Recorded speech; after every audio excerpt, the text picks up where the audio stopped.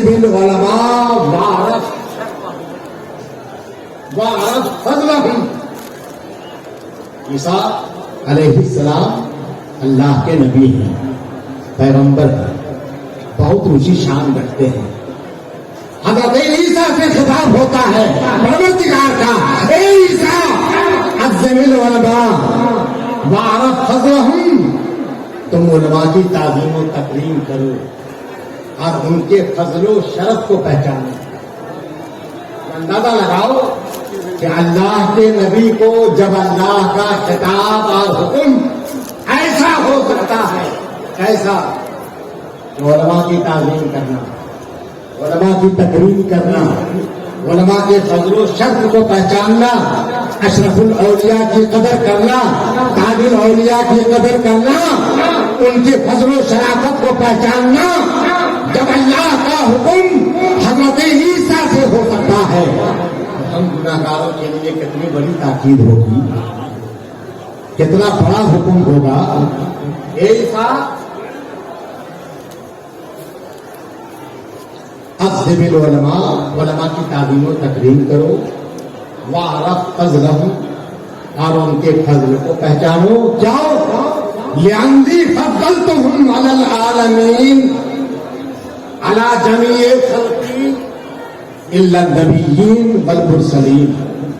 اس لیے کہ علماء کی جماعت یہ وہ جماعت ہے جس کو میں نے اپنے تمام مخلوق کے اوپر فضیلت بخشی ہے، نبیوں اور رسولوں کے سوا تمام لوگوں کو فضیلت بخشی ہے. اور کیسی فضیلت، کیسا فضل و شرف؟ کا فضل الشمس علی الکواکب، کا فضل الشمس علی الکواکب، جس طرح سورج کو ستاروں پر فضیلت حاصل ہے. کا فضل الآخرت علی الدنیا، جس طرح آخرت کو دنیا پر فضیلت حاصل ہے. اور تیسرا جملہ ہے کا فضلی علی کل شیء، اور جس طرح اللہ فرماتا ہے جس طرح میری فضیلت دنیا کی تمام مخلوقات کے اوپر، ایسی فضیلت میں نے اپنے علماء کو بخشی ہے، اپنے علماء کو عطا کی. میرے محترم بزرگوں اور دوستوں، یہ سب فرامین کیوں جاری کیے گئے ہیں؟ اس لیے جاری کیے گئے ہیں کہ تم ان کی عظمت کو پہچانو، ورنہ کہیں اگر تم سے توہین سرزد ہو جائے تو واللہ العظیم تمہارا ایمان ملیا میٹ برباد ہو سکتا ہے. اب حدیث کا ایک ٹکڑا کر کے رخصت ہوتا ہوں.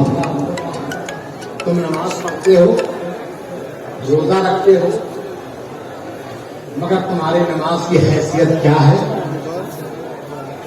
کوئی عالم اگر تمہاری نماز کو دیکھے گا تو وہ سرٹیفکیٹ دے گا کہ ارے بھائی تمہاری نماز ہوئی نہیں. پھر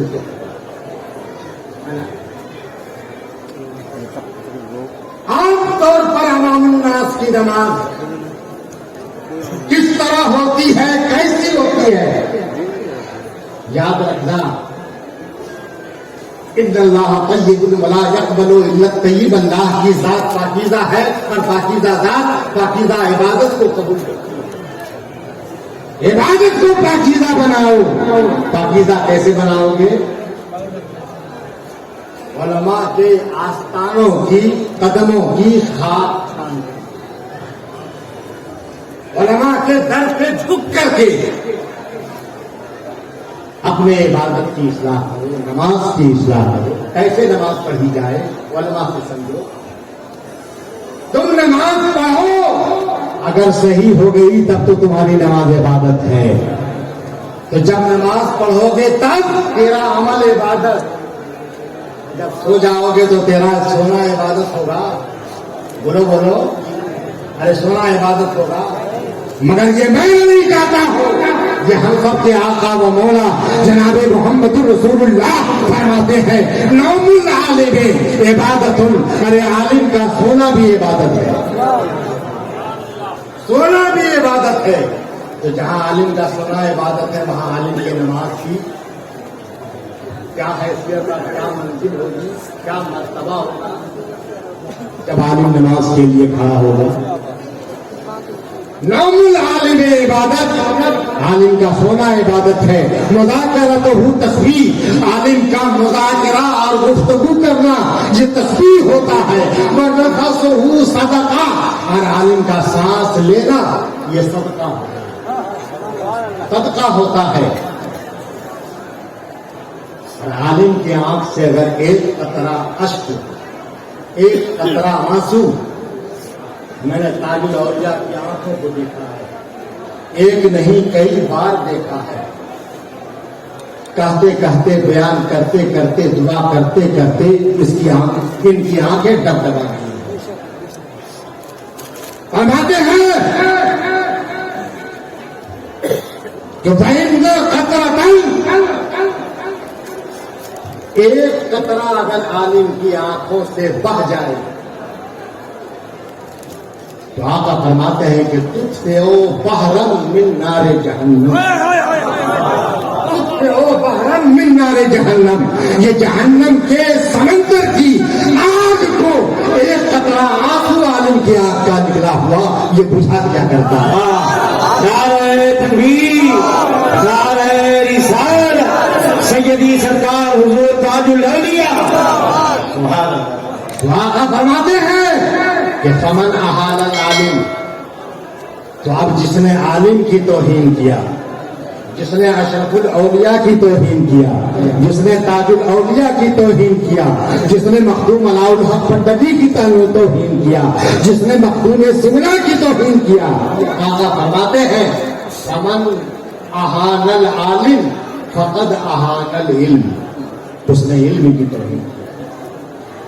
جس نے عالم کی توہین کیا اس نے علم کی توہین کیا۔ ومن احان العلم، اور جس نے علم کی توہین کیا فقد احان النبی، اس نے نبی کی توہین کیا۔ ومن احان النبی، اور جو نبی کی توہین کرتا ہے فقد احان جبریل، اس نے جبریل امین کی توہین کیا۔ ومن احان جبریل، اور جس نے جبریل کی توہین کیا فقد احان اللہ، اس نے اللہ کی توہین کیا۔ ومن احان اللہ احانہ اللہ یوم القیامہ، اور جو اللہ کی توہین کرے گا اللہ اسے قیامت کے دن ذلیل۔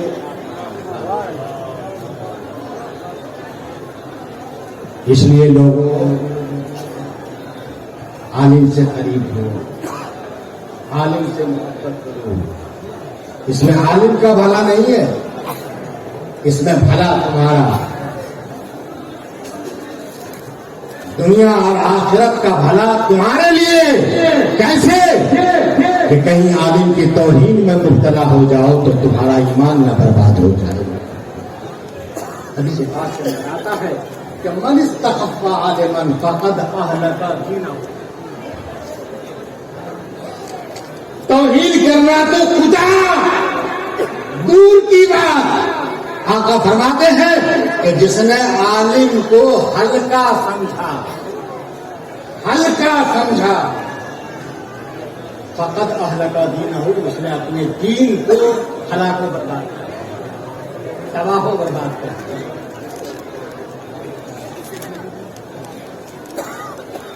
اس لیے پیارے بھائیوں، میری نگاہوں سے روایت گزری ہے حضرت یحییٰ برمکی،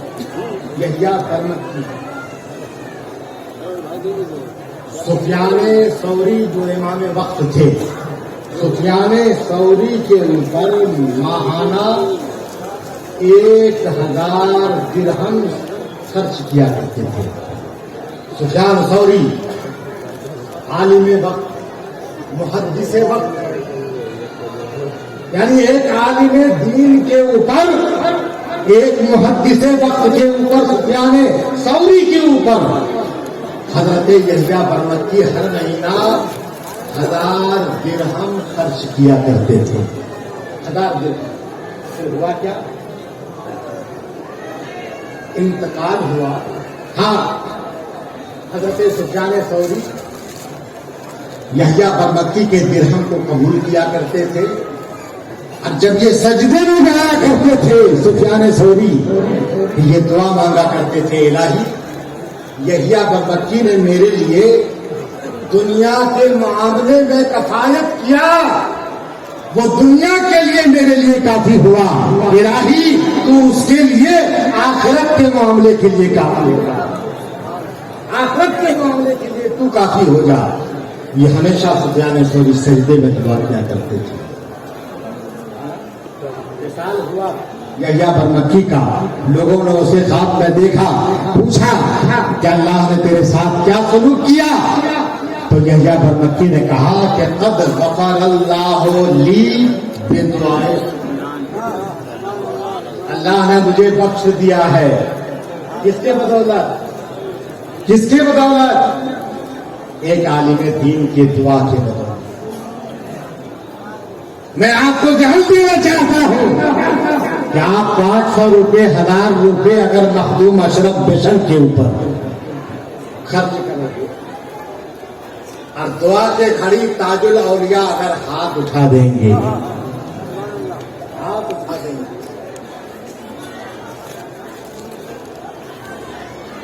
تو بہت ممکن ہے، بہت ممکن ہے، بہت ممکن ہے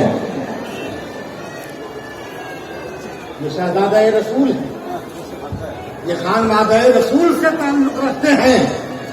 رسول پاک ان کی نہ سنیں گے تو کن کی سنیں گے؟ دعا کے لیے جب ہاتھ اٹھائیں گے تو جس طرح یحییٰ برمکی کی شفاعت اور مغفرت حضرت سفیان ثوری کی دعا کی بدولت ہو گئی، کہیں آپ لوگوں کی مغفرت بھی تاج الاولیاء کی دعا کی بدولت ہے۔ اس لیے میں کہتا ہوں اب چلو تھوڑی دیر کے لیے مان لو کہ تاج الاولیاء تمہارے لیے دعا نہ بھی کریں، نہ بھی کریں، اجر و ثواب دینے والا تو دیکھ رہا ہے، پروردگار عالم تو دیکھ رہا ہے، وہ تو سمیع و بصیر ہے نا۔ تم اپنی گواہی کہاں لا رہے ہو؟ مخدوم اشرف نشر میں لا رہے ہو، علماء کے قدموں میں لا رہے ہو، تاج الاولیاء کے قدموں میں لا رہے ہو۔ اللہ تبارک و تعالیٰ تمہارے اس عمل کو انشاءاللہ الرحمن اشرف الاولیاء کے کہل میں تاج قبولیت سے سرفراز اس عمل کو قبول تاج قبولیت تیرے سر کے اوپر رکھے گا اور تو سرفراز ہوگا، سر بلند ہوگا، ایسا ہوگا کہ تمہاری دنیا بھی جمع جائے گی، تمہاری قبر اور حشر بھی جمع جائے گی۔ میری دعا ہے کہ مولا تبارک و تعالیٰ ہم سب کو اپنے ایمان کی حفاظت کی توفیق عطا فرمائے، ساتھ ساتھ اپنے عمل کو خوبصورت سے خوبصورت بنانے کی ہمیں توفیق عطا فرمائے۔ وما توفیقی الا باللہ۔